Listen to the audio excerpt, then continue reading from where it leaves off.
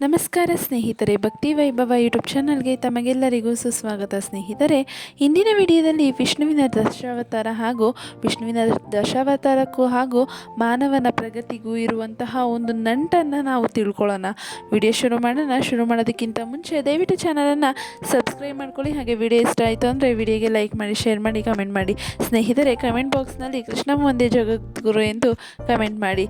ಹಾಗೆ ತ್ರಿಮೂರ್ತಿ ದೇವರುಗಳಾದ ಬ್ರಹ್ಮ, ವಿಷ್ಣು ಮತ್ತು ಮಹೇಶ್ವರರಲ್ಲಿ ಭಗವಾನ್ ವಿಷ್ಣುವನ್ನು ಸೃಷ್ಟಿಯ ಸಂರಕ್ಷಕನೆಂದು ಪರಿಗಣಿಸಲಾಗುತ್ತದೆ. ಭಗವಾನ್ ವಿಷ್ಣು ಸೃಷ್ಟಿಯ ಸಂರಕ್ಷಣೆಗಾಗಿ ಅನೇಕ ಅವತಾರಗಳಲ್ಲಿ ಕಾಣಿಸಿಕೊಂಡಿದ್ದಾರೆ. ಅವುಗಳಲ್ಲಿ ಭಗವಾನ್ ವಿಷ್ಣುವಿನ 10 ಅವತಾರಗಳು ಹೆಚ್ಚು ಪ್ರಸಿದ್ಧವಾಗಿದೆ. ಹೌದು ಸ್ನೇಹಿತರೆ, ವಿಷ್ಣುವು ಅಂದರೆ ಶ್ರೀಕೃಷ್ಣನ ಪರಮಾತ್ಮನ 10 ಅವತಾರಗಳು ತುಂಬಾ ಪ್ರಸಿದ್ಧವಾಗಿವೆ. ಹಾಗೆ ಇನ್ನೂ ಕೆಲವೊಂದಷ್ಟು ಅವತಾರಗಳು ಶ್ರೀಕೃಷ್ಣನ ಈ ಅವತಾರ ಇದೆ ಅಂತಲೇ ಹೇಳ್ಬೋದು. ಮತ್ತು ಇವುಗಳನ್ನು ವಿಷ್ಣು ದಶಾವತಾರ ಎಂದು ಕರೆಯಲಾಗುತ್ತದೆ. ವಿಷ್ಣುವಿನ ಈ 10 ಅವತಾರಗಳು ಮಾನವನ ಜೀವನದ ವಿಕಾಸವನ್ನು ಮತ್ತು ಮಾನವ ನಾಗರಿಕತೆಯ ಪ್ರಗತಿಯನ್ನು ಸೂಚಿಸುತ್ತದೆ ಅಂತಲೇ ಹೇಳ್ಬೋದು. ಹಾಗಿದ್ರೆ ವಿಷ್ಣುವಿನ ದಶಾವತಾರಕ್ಕೂ ಮಾನವ ಜೀವನದ ಪ್ರಗತಿಗೂ ಇರುವ ಸಂಬಂಧ ಏನು ಅನ್ನೋದನ್ನು ನೋಡೋಣ. ಹಿಂದೂ ಧರ್ಮದಲ್ಲಿ ಬ್ರಹ್ಮ, ವಿಷ್ಣು ಮತ್ತು ಶಿವನನ್ನು ತ್ರಿಮೂರ್ತಿಗಳೆಂದು ಕರೆಯಲಾಗುತ್ತದೆ. ಅವರ ಕಾರ್ಯಗಳು ಕ್ರಮವಾಗಿ ಸೃಷ್ಟಿ, ಸಂರಕ್ಷಣೆ ಮತ್ತು ವಿನಾಶವಾಗಿದೆ. ವಿಷ್ಣುವು ಬ್ರಹ್ಮಾಂಡವನ್ನು ಅಪಾಯದಿಂದ ರಕ್ಷಿಸುವ ಮೂಲಕ ಅದರ ಕ್ರಮ ಮತ್ತು ಸ್ಥಿರತೆಗೆ ಧಕ್ಕೆ ತರುವ ರಾಕ್ಷಸ ಅಂಶಗಳನ್ನು ತಟಸ್ಥಗೊಳಿಸುವ ಮೂಲಕ ಸಂರಕ್ಷಿಸುವ ದೇವನಾಗಿದ್ದಾನೆ. ನೋಡಿದ್ರಲ್ಲ ಸ್ನೇಹಿತರೆ, ವಿಷ್ಣುವಿನ ಕೆಲಸ ಏನು ಅಂದರೆ ಬ್ರಹ್ಮಾಂಡವನ್ನು ಅಪಾಯದಿಂದ ರಕ್ಷಿಸುವ ಮೂಲಕ ಮತ್ತು ಅದರ ಕ್ರಮ ಮತ್ತು ಸ್ಥಿರತೆಗೆ ಧಕ್ಕೆ ತರುವ ರಾಕ್ಷಸ ಅಂಶಗಳನ್ನು ತಟಸ್ಥಗೊಳಿಸುವಂತಹ ಹಾಗೆ ಸಂರಕ್ಷಿಸುವಂತಹ ದೇವರು ಅಂತಲೇ ಹೇಳ್ಬೋದು. ಈ ಉದ್ದೇಶಕ್ಕಾಗಿ ಅವರು ಕಾಲಕಾಲಕ್ಕೆ ವಿವಿಧ ರೂಪಗಳು ಮತ್ತು ಅವತಾರಗಳನ್ನು ತೆಗೆದುಕೊಳ್ತಾರೆ ಅಂತಲೇ ಹೇಳ್ಬೋದು. ಅವರು ಅನೇಕ ಅವತಾರಗಳನ್ನು ತೆಗೆದುಕೊಂಡಿದ್ದರೂ ಅವುಗಳಲ್ಲಿ ಅತ್ಯಂತ ಜನಪ್ರಿಯದ್ದು 10 ಅಂತ ಹೇಳ್ಬೋದು. 10 ಅತ್ಯಂತ ಜನಪ್ರಿಯ ಮತ್ತು ಪ್ರಸಿದ್ಧವಾಗಿದೆ ಅಂತಲೇ ಹೇಳ್ಬೋದು. ಮತ್ತು ಇವುಗಳನ್ನು ದಶಾವತಾರ ಕೂಡ ಎಂದು ಕರೆಯಲಾಗುತ್ತೆ ಅಂತಲೇ ಹೇಳ್ಬೋದು. ಹಾಗಾದರೆ ಕುತೂಹಲಕಾರಿ ಅಂದರೆ ವಿಷ್ಣುವಿನ ಈ 10 ಅವತಾರಗಳು ಮಾನವ ಜೀವನದ ವಿಕಾಸ ಮತ್ತು ಮಾನವ ನಾಗರಿಕತೆಯನ್ನು ಪ್ರಗತಿಯನ್ನು ಪ್ರತಿಬಿಂಬ ಮಾಡುತ್ತೆ ಅಂತಲೇ ಹೇಳ್ಬೋದು. ಹಾಗಿದ್ರೆ ಮೊದಲನೇ ಅವತಾರ ಯಾವುದಪ್ಪ ವಿಷ್ಣುದು ಅಂತ ನೋಡೋದಾದರೆ ಮತ್ಸ್ಯ ಅವತಾರ. ವಿಷ್ಣುವಿನ ಮೊದಲ ಅವತಾರ ಮತ್ಸ್ಯ ಅವತಾರ ಅಂದರೆ ದೊಡ್ಡ ಮೀನು ಅಂತಲೇ ಹೇಳ್ಬೋದು. ಭೂಮಿಯ ಮೇಲಿನ ಮೊಟ್ಟಮೊದಲ ಜೀವರೂಪಗಳು ನೀರಿನ ಅಡಿಯಲ್ಲಿ ವಿಕಾಸನಗೊಂಡಿವೆ ಅಂತಲೇ ವೈಜ್ಞಾನಿಕ ಅಧ್ಯಯನಗಳು ದೃಢಪಡಿಸಿದೆ ಅಂತಲೇ ಹೇಳ್ಬೋದು. ಇದಾದ ನಂತರ ಇನ್ನೂ ಒಂದು ಅವತಾರ ಬಂದು ಕೂರ್ಮ ಅವತಾರ. ಅಂದರೆ ವಿಷ್ಣುವಿನ 2ನೇ ಅವತಾರ ಕೂರ್ಮ, ಒಂದು ದೊಡ್ಡ ಆಮೆ ಅಂತಲೇ ಹೇಳ್ಬೋದು. ಆಮೆ ಒಂದು ಉಭಯಚರ ಜೀವಿಯಾಗಿದ್ದು ಅದು ಭೂಮಿ ಮತ್ತು ನೀರಿನಡಿ ವಾಸ ಮಾಡುತ್ತೆ ಅಂತಲೇ ಹೇಳ್ಬೋದು. ನೀರಿನೊಳಗಿಂದ ಭೂಮಿಗೆ ಬದಲಾವಣೆಯು ವಿಕಾಸದ ಪ್ರಕ್ರಿಯೆಯಲ್ಲಿ ಒಂದು ಹಂತವಾಗಿದೆ.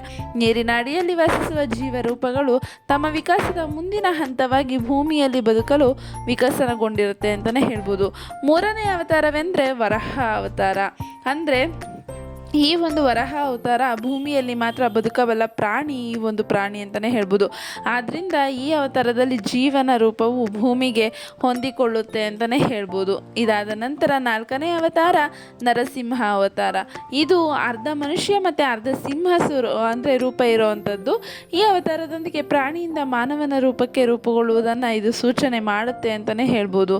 ಇದಾದ ನಂತರ 5ನೇ ಅವತಾರ ವಾಮನ ಅವತಾರ. ವಾಮನ ಅವತಾರ 5ನೇ ಅವತಾರವಾಗಿ ಕುಬ್ಜ ಅಥವಾ ವಾಮನ ಅಂತಲೇ ಹೇಳ್ಬೋದು.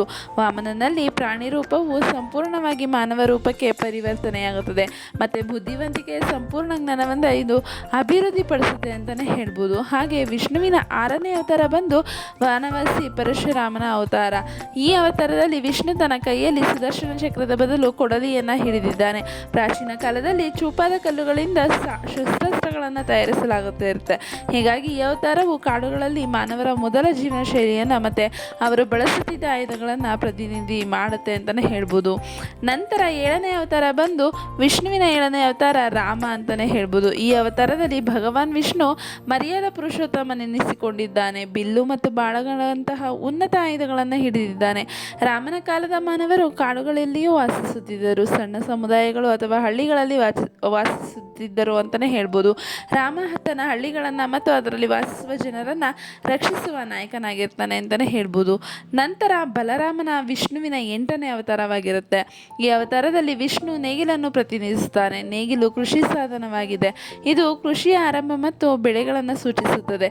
ಮಾನವ ಈಗ ಸೃಷ್ಟಿ ಚಟುವಟಿಕೆಗಳಲ್ಲಿ ತೊಡಗಿಸಿಕೊಂಡಿದ್ದಾನೆ ಮತ್ತು ಆಹಾರಕ್ಕಾಗಿ ಮಾಂಸ ಮತ್ತು ಅರಣ್ಯವನ್ನು ಅವಲಂಬಿಸಿಲ್ಲ. ಕೃಷಿ ಆರ್ಥಿಕತೆ ಆರಂಭವಾಗಿದೆ ಅಂತಲೇ ಹೇಳ್ಬೋದು. ನಂತರ ವಿಷ್ಣುವಿನ 9ನೇ ಅವತಾರ ಬಂದು ಶ್ರೀಕೃಷ್ಣನ ಅವತಾರ. ಅವನೊಬ್ಬ ಗೋಪಾಲಕ ಅಂತಲೇ ಹೇಳ್ಬೋದು. ವಿಕಾಸದ ಈ ಅವಧಿಯಲ್ಲಿ ಜನರು ಪ್ರಾಣಿಗಳನ್ನು ಸಾಕಿರ್ತಾರೆ ಮತ್ತು ಜಾನುವಾರುಗಳನ್ನು ಹೊಂದಿರ್ತಾರೆ. ಈ ಅವಧಿಯಲ್ಲಿ ಪ್ರೀತಿ, ಸ್ನೇಹ ಮತ್ತು ಸಂಬಂಧಗಳಿಗೆ ಹೆಚ್ಚಿನ ಮಹತ್ವವನ್ನು ಕೂಡ ನೀಡ್ತಾರೆ ಅಂತಲೇ ಹೇಳ್ಬೋದು. ವಿಷ್ಣುವಿನ 10ನೇ ಅವತಾರ ಯಾವುದಪ್ಪ ಅಂತಂದರೆ ಕಲ್ಕಿ. ಅವನು ಇನ್ನೂ ಪ್ರಕಟವಾಗಬೇಕಾಗಿದೆ. ಕಲಿಯುಗವಾದಾಗ ಈ ಯುಗದಲ್ಲಿ ಅವರು ಕಾಣಿಸಿಕೊಳ್ಳುತ್ತಾರೆ ಅಂತಲೇ ಹೇಳ್ಬೋದು. ಹಾಗೆ ಬರಿಯ ಖಡ್ಗವನ್ನು ಝಳಪಿಸುತ್ತಾ ಧೂಮಕೇತುವಿನಂತೆ ಪ್ರಜ್ವಲಿಸುತ್ತಿದ್ದ ದೇವದತ್ತನೆಂಬ ಬಿಳಿಯ ಕುದುರೆಯನ್ನು ಏರಿ ಬರ್ತಾರೆ ಅಂತ ಶಾಸ್ತ್ರಗಳು ಕೂಡ ಹೇಳುತ್ತೆ ಅಂತಲೇ ಹೇಳ್ಬೋದು. ಹಾಗೆ ವರ್ಣಚಿತ್ರಗಳು ಮತ್ತು ಶಿಲ್ಪಗಳ ರೂಪದಲ್ಲಿ ಅವನ ಪ್ರಾತಿನಿಧ್ಯಗಳು ಇತರ ವಿಷ್ಣುವಿನ ಅವತಾರಗಳಿಂದ ವಿಭಿನ್ನವಾಗಿದೆ ಅಂತಲೇ ಹೇಳ್ಬೋದು. ನೋಡಿದ್ರಲ್ಲ ಸ್ನೇಹಿತರೆ, ವಿಷ್ಣುವಿನ 10 ಅವತಾರಗಳನ್ನು ತಿಳ್ಕೊಂಡ್ರಿ. ಹಾಗೆ ಈ 10 ಅವತಾರಗಳು ಬಂದ್ಬಿಟ್ಟು ನಮ್ಮ ಮಾನವನ ಜೀವನಕ್ಕೆ ಕೂಡ ಹೊಂದಿಕೆ ಆಗುತ್ತೆ ಅಂತಲೇ ಹೇಳ್ಬೋದು. ಸ್ನೇಹಿತರೆ, ಈ ಒಂದು ಮಾಹಿತಿ ನಿಮಗೆ ಇಷ್ಟ ಆಗಿದೆ ಅಂತ ಅನ್ಕೊತೀನಿ. ಇಷ್ಟ ಆಗಿದ್ರೆ ವಿಡಿಯೋಗೆ ಲೈಕ್ ಮಾಡಿ, ಶೇರ್ ಮಾಡಿ, ಕಮೆಂಟ್ ಮಾಡಿ. ಹಾಗೆ ದಯವಿಟ್ಟು ಚಾನಲನ್ನು ಸಬ್ಸ್ಕ್ರೈಬ್ ಮಾಡ್ಕೊಳ್ಳಿ. ವಿಡಿಯೋ ವೀಕ್ಷಿಸಿದ್ದಕ್ಕಾಗಿ ಧನ್ಯವಾದಗಳು.